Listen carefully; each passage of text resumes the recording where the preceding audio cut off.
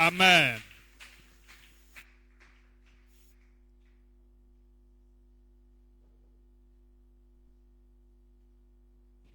Alléluia. Alléluia. Bien. Alors, nous sommes à notre dernier dimanche qui nous conduit au séminaire que nous allons avoir à partir de ce vendredi. C'est un grand séminaire, on va nous le rappeler dans les annonces. Alors, il y a l'équipe qui est chargée d'organiser ces séminaires et nous voulons bien vous la présenter, puisque si un membre de cette équipe vous contacte au courant de la semaine pour une tâche particulière, n'hésitez pas de répondre positivement. Donc, je vais vous présenter ces frères et sœurs qui constituent l'équipe qui coordonne ces séminaires. Ainsi, quand ils vous contacteront, vous ne serez pas surpris. Donc, Pasteur Michelson, vous pouvez rappeler leurs noms. D'accord. Alors, l'équipe, nous sommes au dernier dimanche, comme l'a dit le patriarche. Normalement, l'équipe travaille déjà. Nous devrions la présenter depuis 2 dimanches, c'est bien cela. Mais en coulisses, ils travaillent déjà et nous voulons ce matin vous la présenter. Nous avons notre sœur Paola. Est-ce qu'on peut acclamer le Seigneur, la sœur Paola, pour la sœur Paola, qui va nous aider avec la cuisine. Est-ce qu'elle peut venir? Nous avons également le frère Trésor. Je ne sais pas s'il est là, pas encore, ou il est dehors. Ok, le frère Alex. Et la sœur Delvin.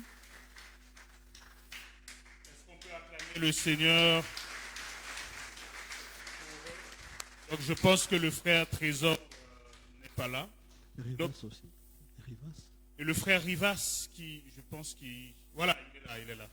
Je l'ai cherché. Est-ce qu'on peut acclamer le Seigneur pour eux? Et le frère Trésor, c'est un frère centrafricain qui fait la médecine. Normalement, le vendredi, il était là. Bon, j'étais pas là, mais je sais qu'il était là. Donc, ils sont 5 à coordonner le séminaire. À partir dès maintenant, ils vont vous contacter pour toutes les commissions. Donc, ils ont reçu le mandat du CP. Donc, prière vraiment de suivre les instructions qu'ils donneront pour le bon déroulement du séminaire. Donc, voilà, que le Seigneur vous bénisse. Voilà. Merci. Merci. Alors, nous avons connu aussi des départs de certaines personnes qui n'ont pas eu l'occasion de se présenter à l'église.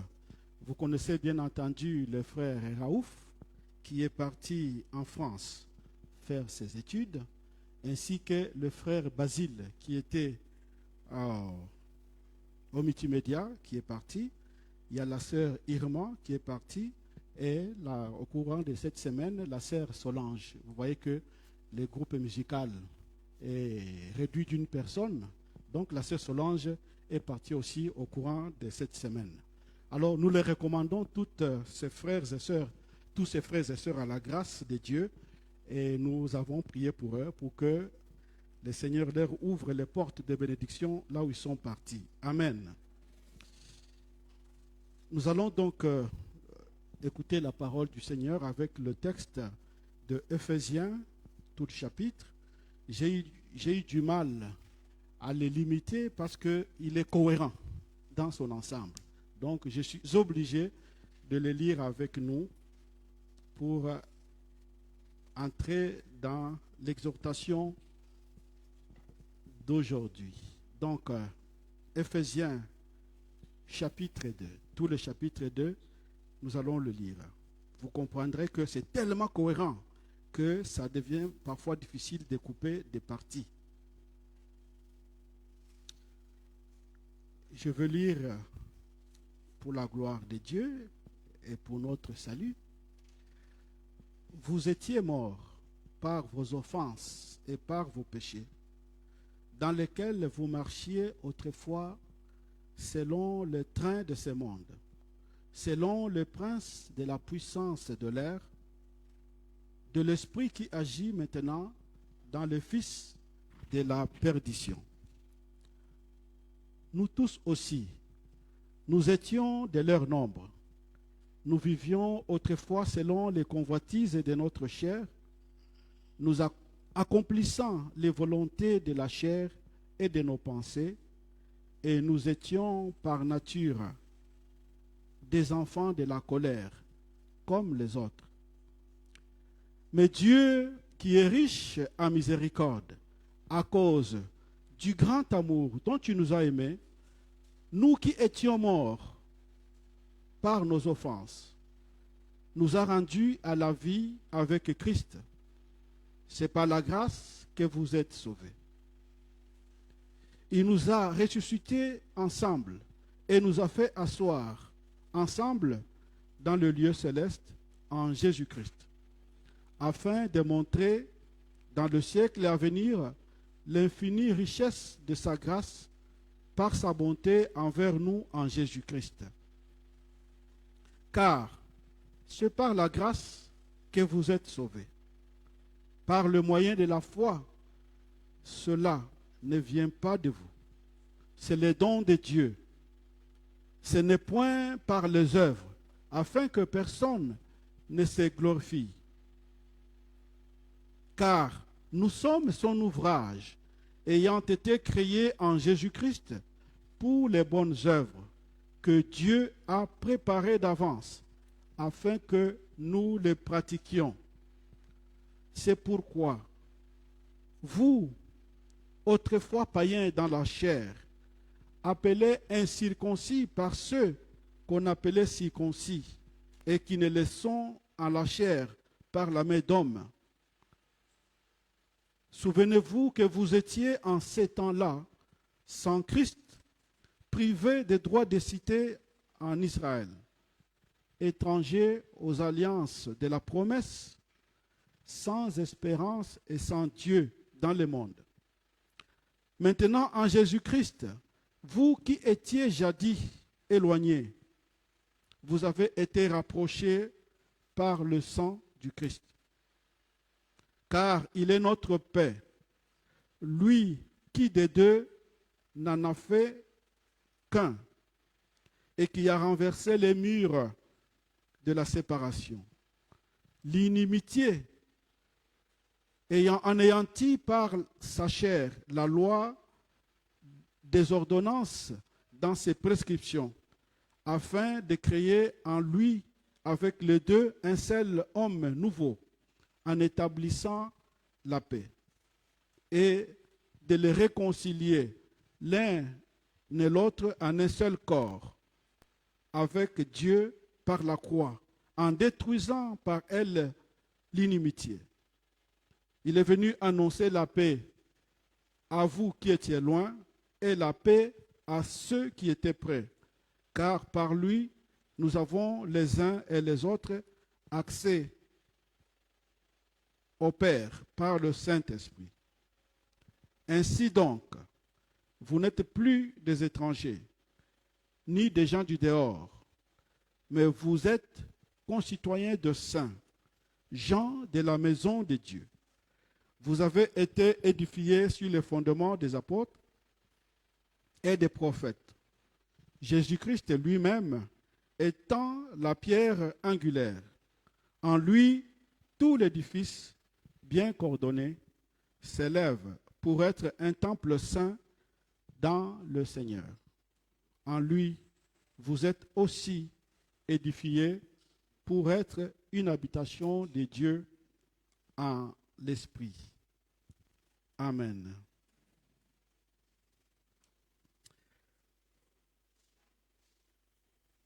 Seigneur, ta parole est vérité. Sanctifie-nous par ta vérité. Comme l'argile entre les mains du potier, nous nous remettons aussi entre tes mains. Que cette parole nous façonne et continue à faire de nous un peuple qui t'appartient. Béni sois-tu par Jésus-Christ, notre Seigneur, nous avons prié. Amen. Alors, j'avais demandé qu'on m'affiche les textes immédiatement après le texte, l'intitulé de ma prédication. Alors, je l'ai intitulé « Grâce, peuple, temple. Démonstration de la bonté de Dieu envers le païen. » Voilà, temple. Et grâce, peuple, temple. Démonstration de la bonté de Dieu en faveur des païens. Alléluia. Il y avait la catégorie antique qui est présente dans l'Ancien Testament chez les peuples israéliens dont nous héritons la foi.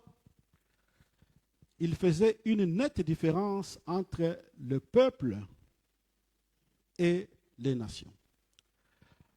Alors, quand ils utilisaient le mot peuple, ils se considéraient eux.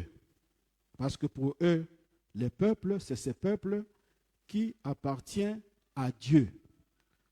Et les autres peuples, ils les appelaient par les termes les nations ou le païen.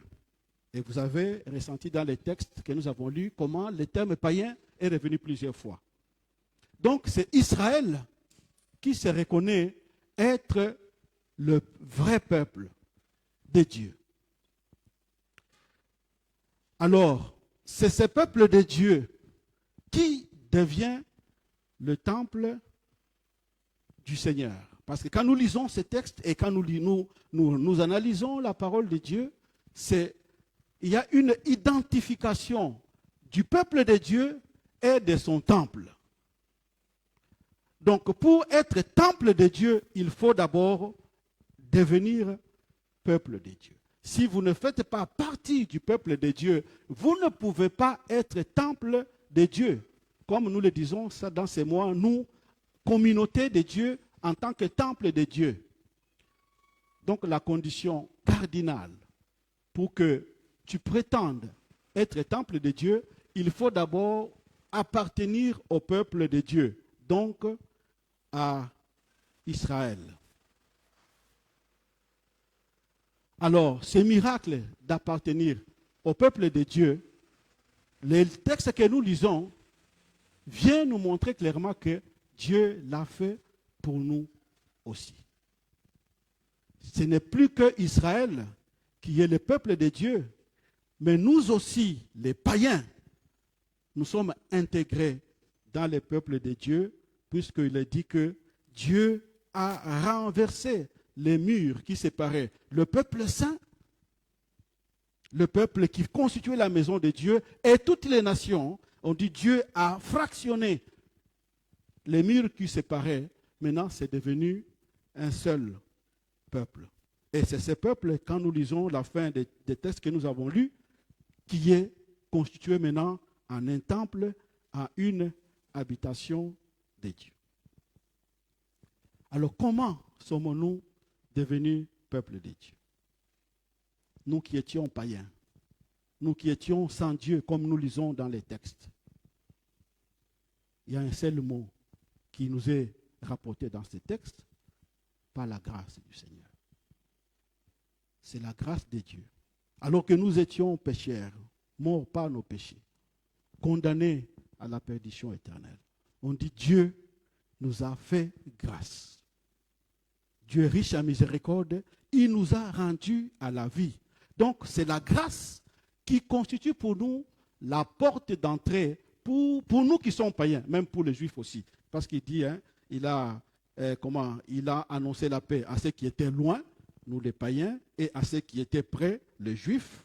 Donc nous tous, Dieu nous fait devenir son peuple par la porte de la grâce de Dieu. Et la grâce de Dieu veut dire Jésus-Christ. Donc la nécessité de placer sa confiance en Jésus-Christ Et quand nous plaçons sa confiance en Jésus-Christ, Dieu fait l'opération miraculeuse qu'il est tenté de décrire dans ces textes que nous allons voir. Dieu va faire cette opération chirurgicale qui nous déplace notre identité, qui nous déplace du monde des païens, qui nous place dans le peuple de Dieu. Appartenant au peuple de Dieu, nous devenons ipso facto le temple du Seigneur. Pourquoi Dieu a-t-il fait cela? Il y a une raison qui nous est donnée dans le texte. Il dit, afin de montrer dans le siècle à venir l'infinie richesse de sa grâce par sa bonté envers nous en Jésus-Christ.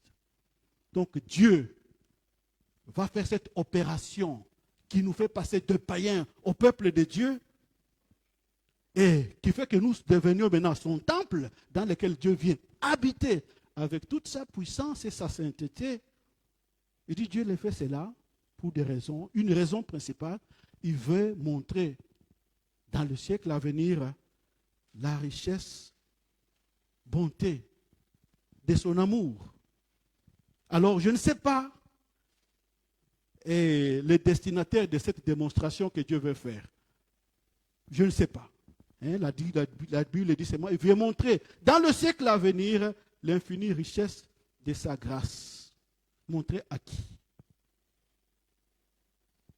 Peut-être au monde, souvent, dit le monde invisible, le monde satanique, le monde des anges.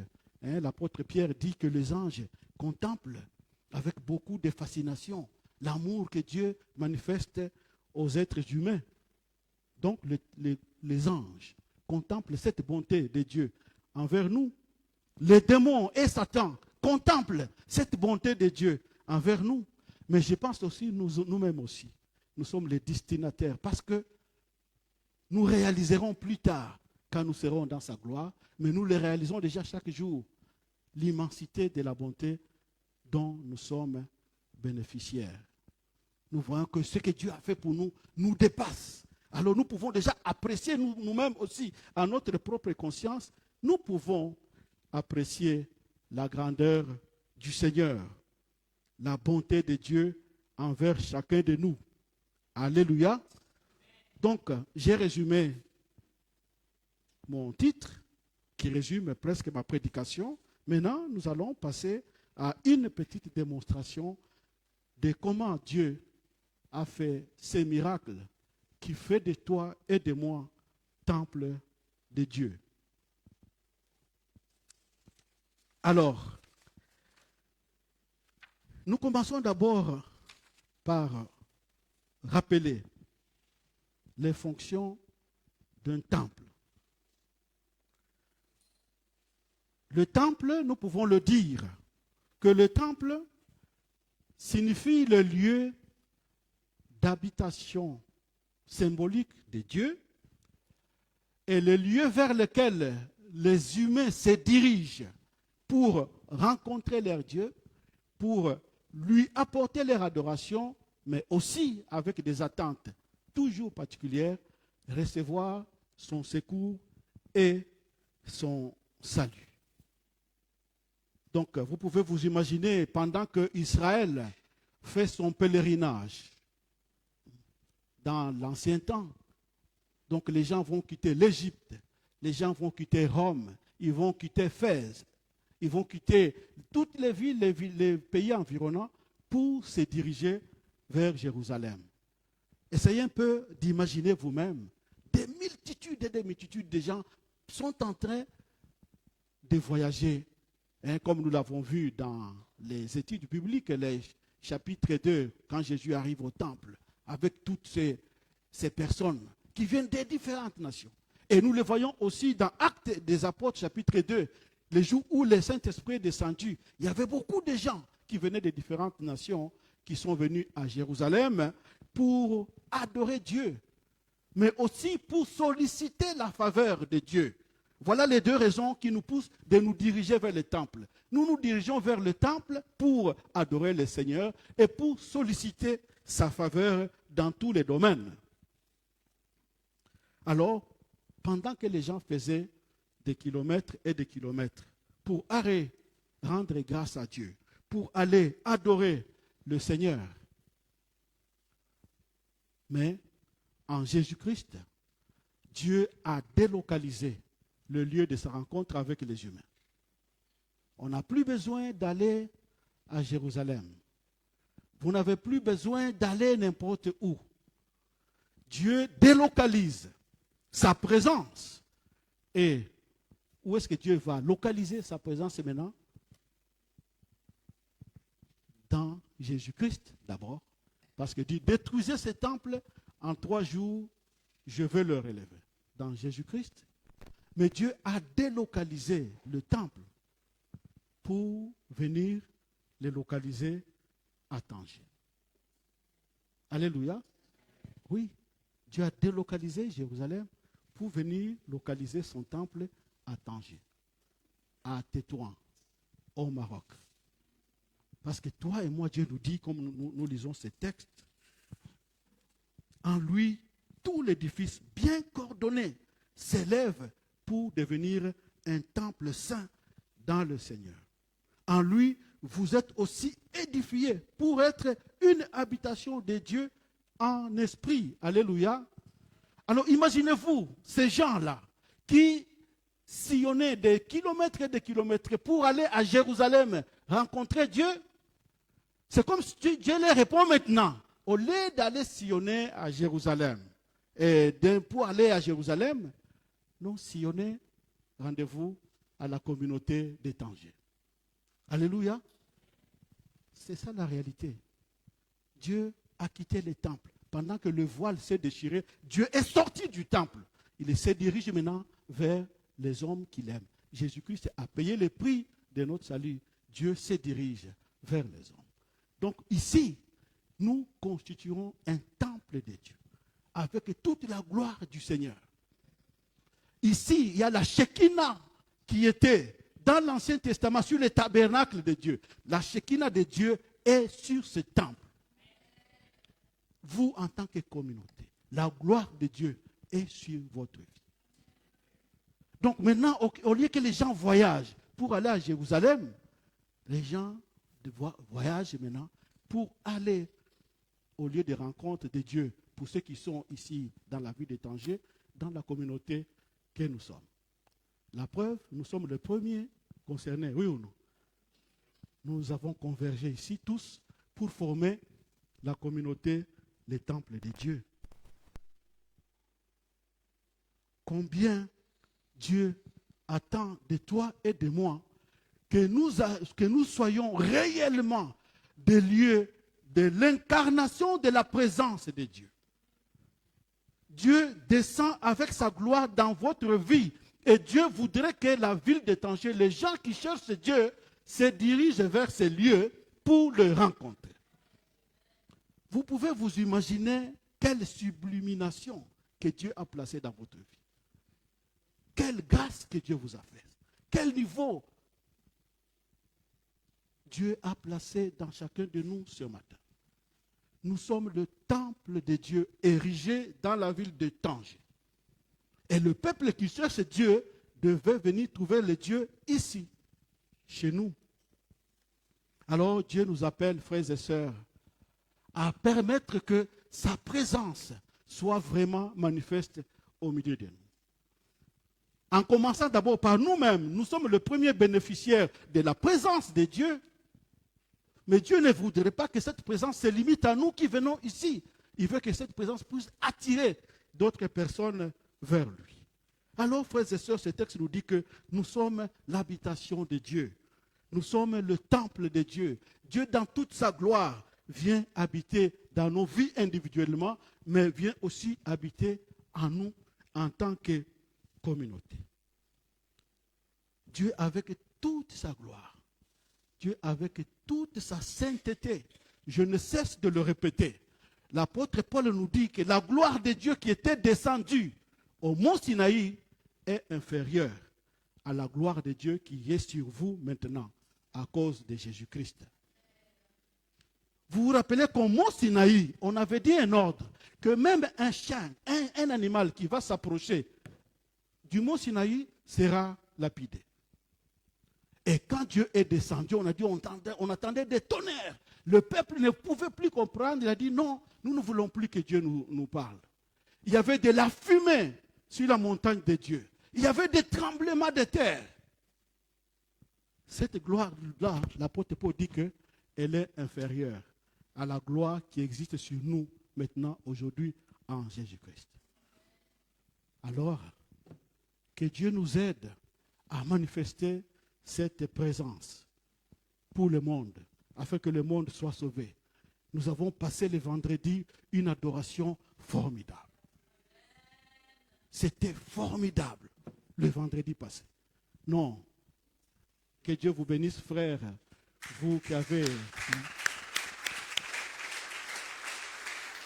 Merci d'avoir pris cette initiative d'organiser ce journée d'adoration. C'était chaud ici. Et on sentait la gloire de Dieu au milieu de nous. Et je suis sûr qu'il y a eu des guérisons qui se sont passées. Alors Dieu est là avec toute sa gloire, avec toute sa sainteté. Il vient habiter au milieu de nous. Alors, comme je le disais, la condition radicale pour devenir temple de Dieu, il faut d'abord que tu sois son peuple. Tu dois appartenir à son peuple. Si tu n'appartiens pas à son peuple, ce n'est pas possible. Donc, le temple de Dieu que nous sommes, nous avons notre vision, révérend Michelson. Nous disons comment jouir du repos et bâtir sa maison. Bâtir sa maison, qui bâtisse la maison de Dieu? Bâtir sa maison. Jouissons et bâtissons sa maison. Quand nous disons bâtissons, qui bâtit la maison? C'est nous. Mais je vais vous dire aujourd'hui que c'est faux.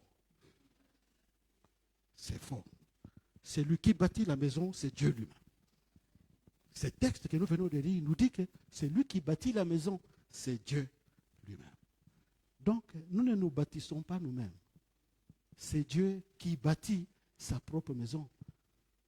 Quand tu construis ton temple, c'est toi qui l'as construit, non? Oh, Dieu dit, nous sommes son temple. Qui construit le temple? C'est les propriétaires. C'est les propriétaires du temple qui construit le temple de Dieu. Donc, Dieu est en train de construire son temple.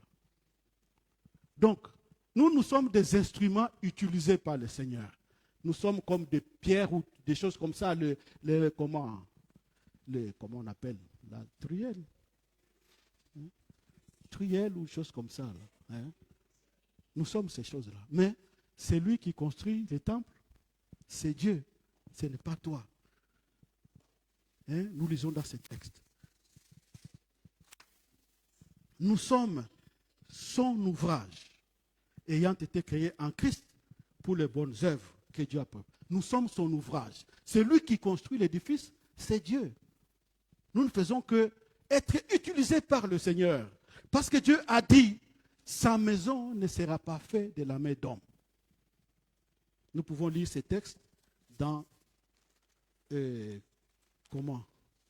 Hébreux, chapitre 9, versets 11 et 12. Mais Christ est venu comme souverain sacrificateur de biens à venir. Il a traversé le tabernacle le plus grand et plus parfait, qui n'est pas construit par la main d'homme, c'est-à-dire qui appartient à ce siècle. Christ est entré une fois pour toutes dans les tabernacles. Et puis au verset 24, car Christ n'est pas entré dans un sanctuaire fait de la main d'homme, mais de la main de Dieu lui-même. Donc celui qui construit le temple de Dieu, c'est Dieu lui-même. Et nous n'en sommes pas les propriétaires. Alors nous pouvons nous considérer aujourd'hui, même si nous avons décrété la vision, bâtissons la maison de Dieu, nous collaborons avec le Seigneur. Mais Dieu est celui qui construit sa maison et qui la fait grandir. Le texte que nous venons de lire, on dit tout l'édifice bien coordonné. C'est-à-dire, c'est la présence de Jésus-Christ au milieu de nous qui fait que les temples de Dieu puissent croître, puissent aller de l'avant. Alors, comment Dieu construit-il donc son temple? Comment Dieu construit les temples? Alors, les textes nous montrent comment Dieu a commencé à construire son temple. Mais Dieu, qui, riche en miséricorde, à cause du grand amour, il nous a aimés. Nous qui étions morts par nos offenses, il nous a rendus à la vie par la grâce. C'est par la grâce que nous sommes sauvés. Dieu nous a ressuscités et nous a fait asseoir dans le lieu céleste en Jésus-Christ afin de démontrer au siècle à venir l'infinie richesse de sa bonté envers nous. C'est par la grâce que vous êtes sauvés, par le moyen de la foi. Cela ne vient pas de vous, c'est le don de Dieu. Ce n'est point par les œuvres, afin que personne ne se glorifie, car nous sommes son ouvrage, ayant été créés en Jésus-Christ pour les bonnes œuvres. Dieu commence à bâtir la maison de Dieu en nous faisant passer par le chemin de sa grâce. Sa grâce qui veut dire bénéficier du pardon que Dieu nous offre en Jésus-Christ.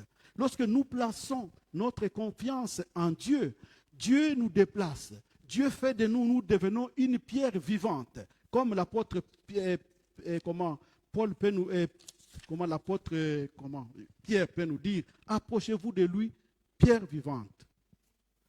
Rejetée par les hommes, choisie et précieuse. Et vous-même, comme de pierres vivantes, édifiez-vous pour former une maison, un temple de Dieu. Donc c'est Dieu qui fait son œuvre. Il commence par l'œuvre de sanctification de son peuple.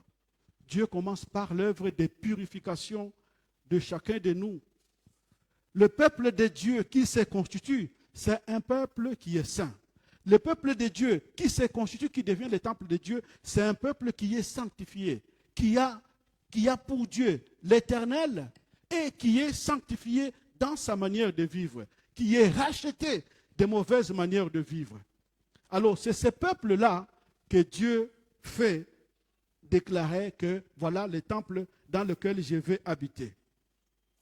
Et ayant constitué ce temple en Jésus-Christ, le Saint-Esprit, la parole de Dieu, Jésus-Christ lui-même assiste pour que nous puissions grandir et croître, aller de l'avant et que la maison de Dieu puisse grandir, s'élargir d'espace pour être encore pleinement remplie de la présence de Dieu. Alors, frères et sœurs, ce matin, ce texte nous montre que pour être temple de Dieu, nous devons être son peuple.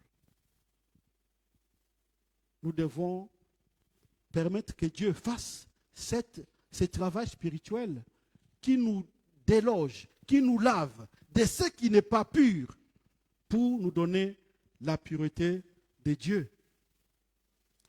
Voilà pourquoi il dit, autrefois, vous étiez païens. Autrefois, vous étiez des incirconcis. Le païen, les incirconcis ne peuvent pas appartenir au peuple de Dieu.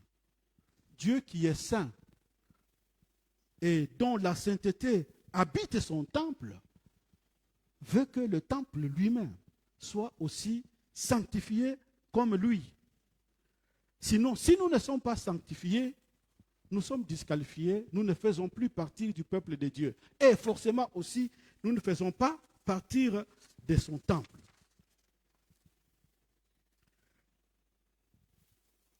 Vous étiez morts par vos offenses et par vos péchés, dans lesquels vous marchiez autrefois, selon les princes de ce monde. Et dit, nous aussi, nous étions de ces gens-là. Donc, on a ici deux catégories. Un côté, le païen. De l'autre côté, le peuple de Dieu. Mais pour que vous puissiez appartenir au peuple de Dieu, au temple du Seigneur, vous devez faire partie de son peuple. Alors Dieu est comment? Ce texte va décrire les attitudes de païens et les attitudes qu'on peut entendre du chrétien.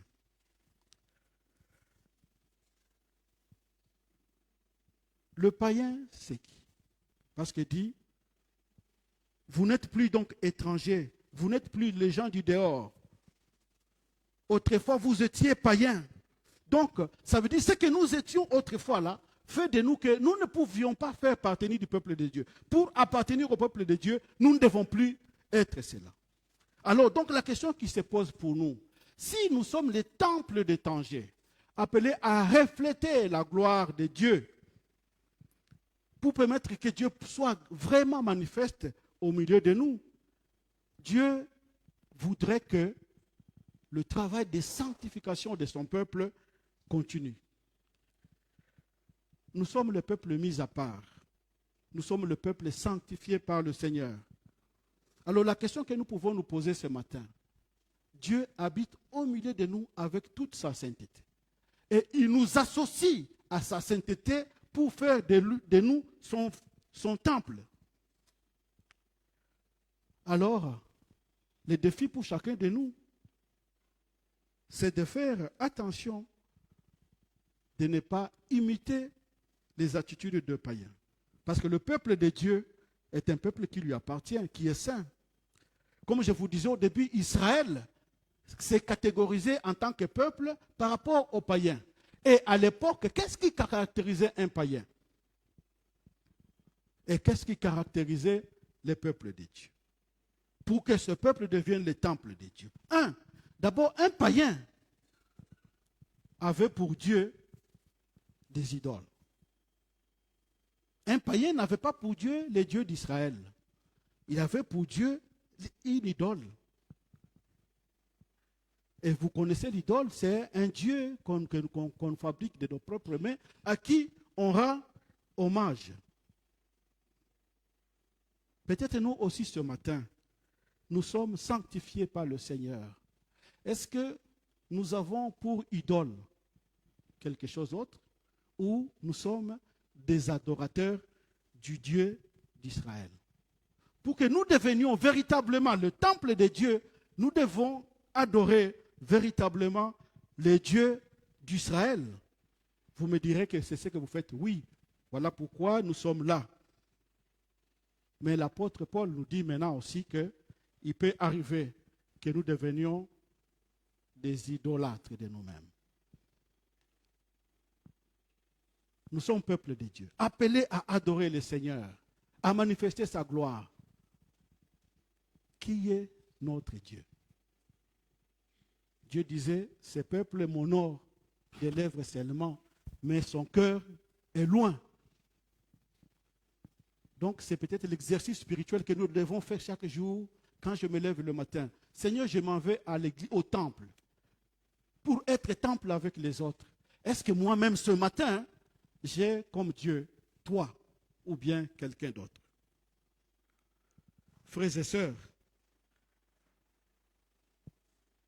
très souvent, nous tombons aussi dans cette idolâtrie, qui fait que quand nous rendons grâce au Seigneur, Dieu dit, Dieu voit, il se moque.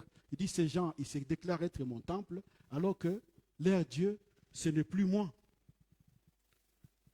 En tant que communauté de Tanger, qui adorons le Seigneur, donc Dieu nous appelle à nous encourager davantage à ce que notre Dieu que nous adorons reste toujours le Dieu d'Israël.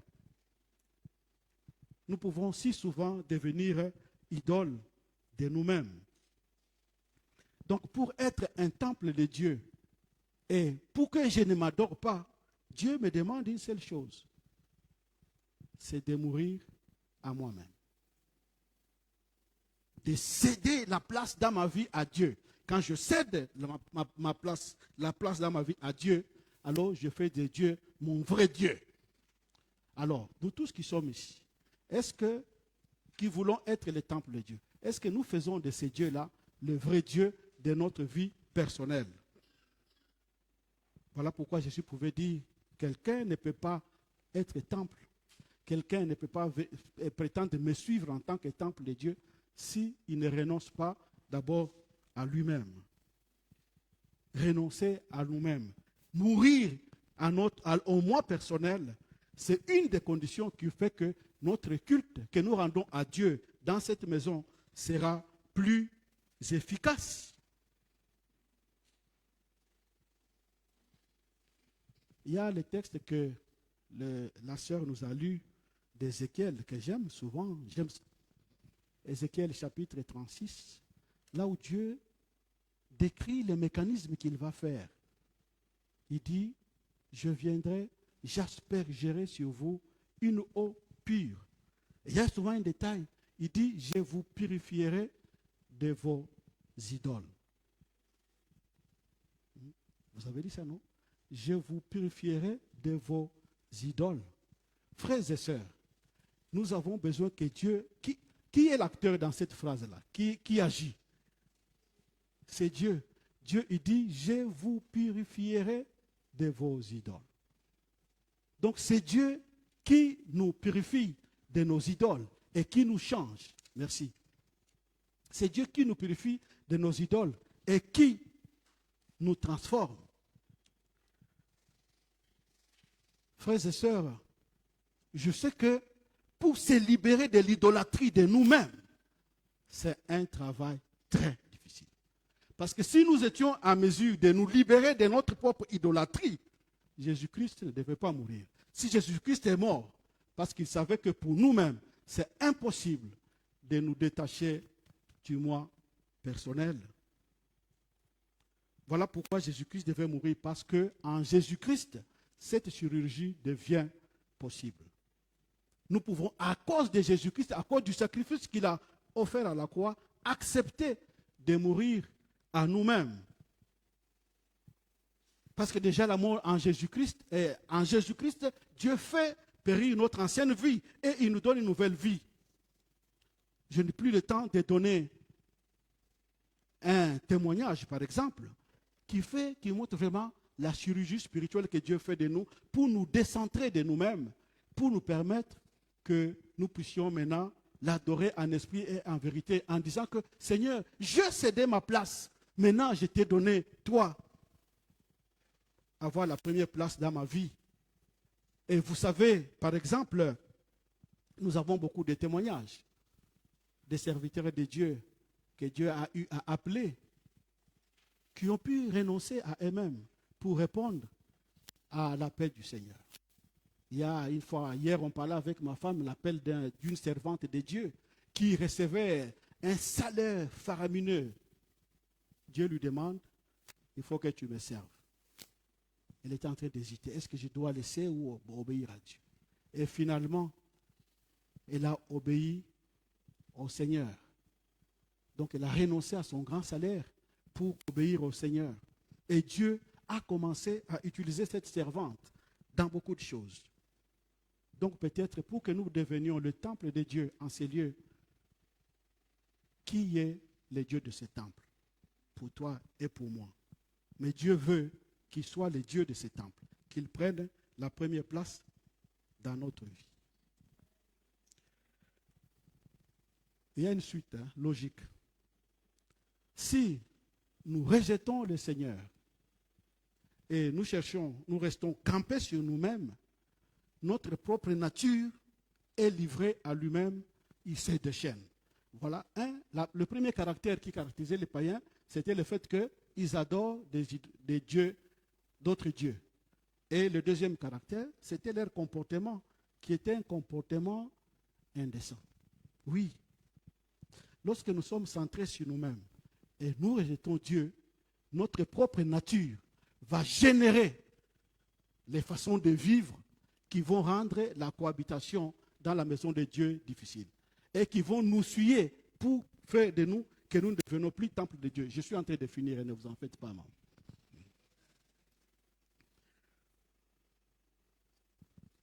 Terminons avec Romains.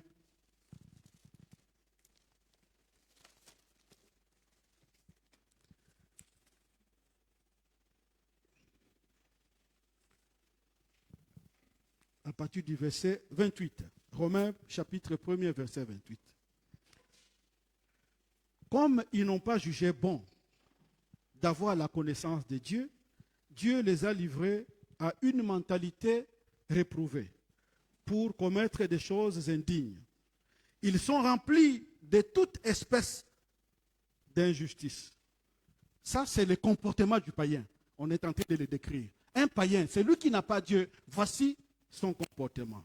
On dit, il est rempli de toute espèce d'injustice, de méchanceté, de cupidité, de perfidie, plein d'envie, de meurtre, de discorde, de fraude, de vices, rapporteurs, médisants, impies, emportés, orgueilleux, fanfarons, ingénieux au mal, rebelles à leurs parents, sans intelligence, sans loyauté, sans affection, sans indulgence, sans pitié. Voilà le résultat d'une vie qui ne vit pas en communion avec le Seigneur. Donc, notre nature se déchaîne et génère toutes sortes de comportements pervers. Non seulement ces comportements nous suivent d'abord, parce que Dieu a dit, il fallait que, alors que nous étions de tous ces gens-là, il fallait que Christ puisse mourir pour que nous soyons nettoyés de tous ces comportements, comme nous le lisons au début.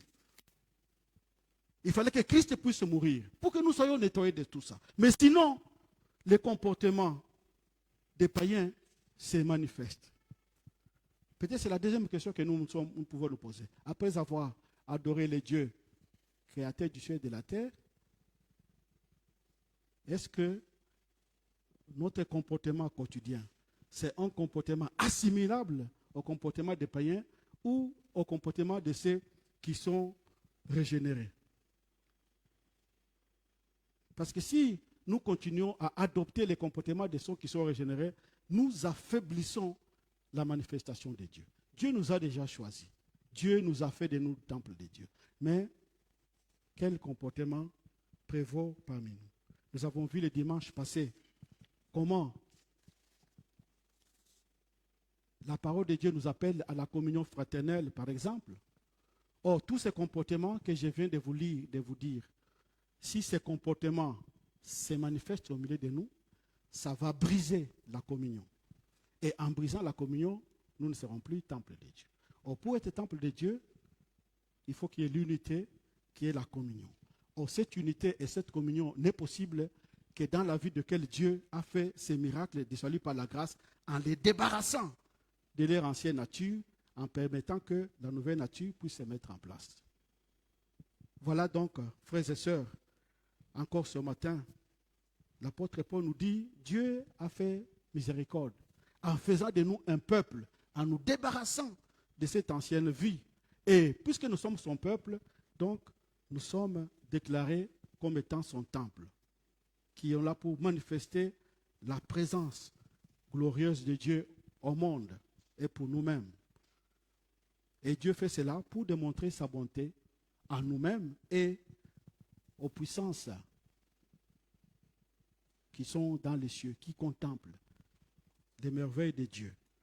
Alors j'ai prie que le Seigneur nous aide encore ce matin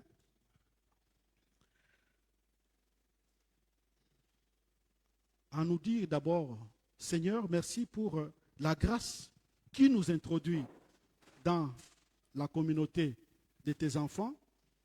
Merci par la grâce qui nous débarrasse de l'idole de nous-mêmes. Et merci par ta grâce qui fait de nous un peuple saint, concitoyens de saints.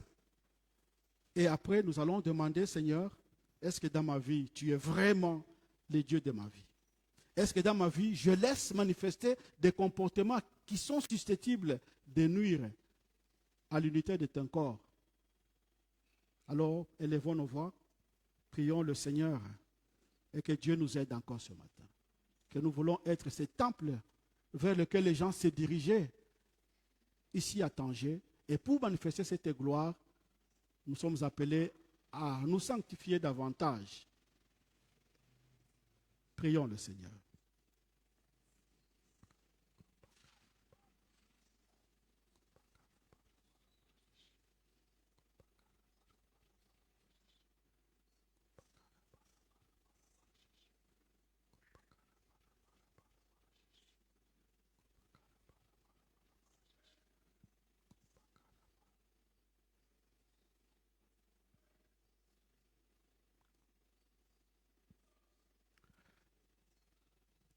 Fais de moi, Seigneur, un sanctuaire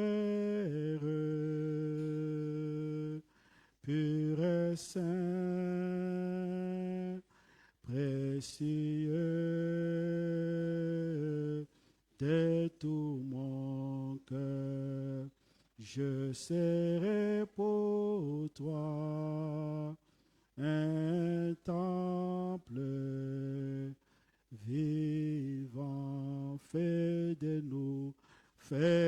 nous, Seigneur, un sanctuaire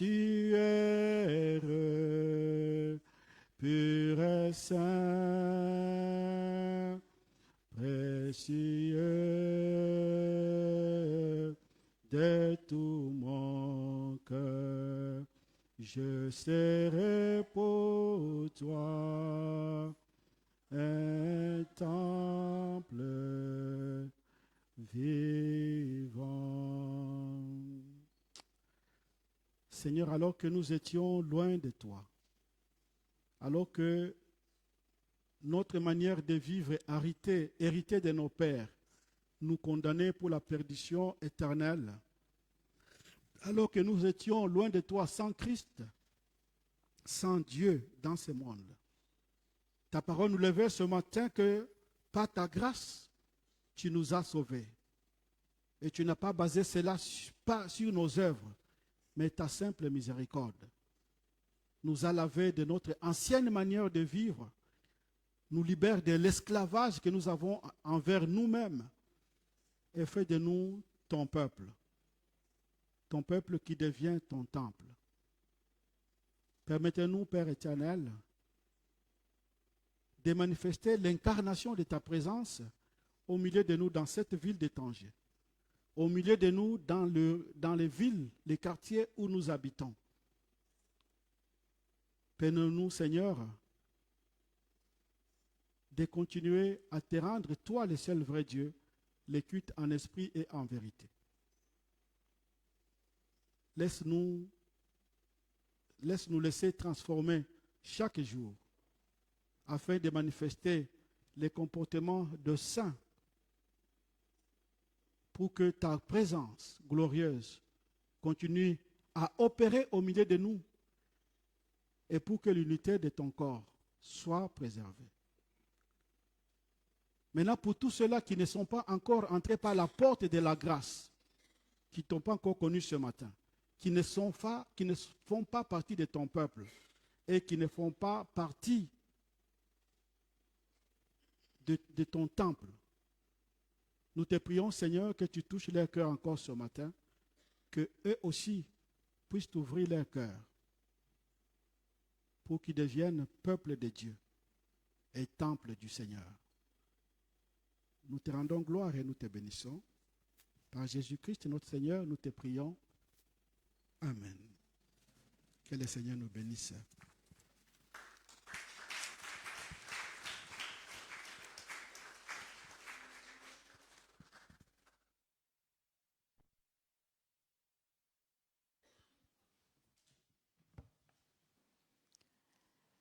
L'heure est venue pour nous d'apporter nos offrandes et nos dîmes.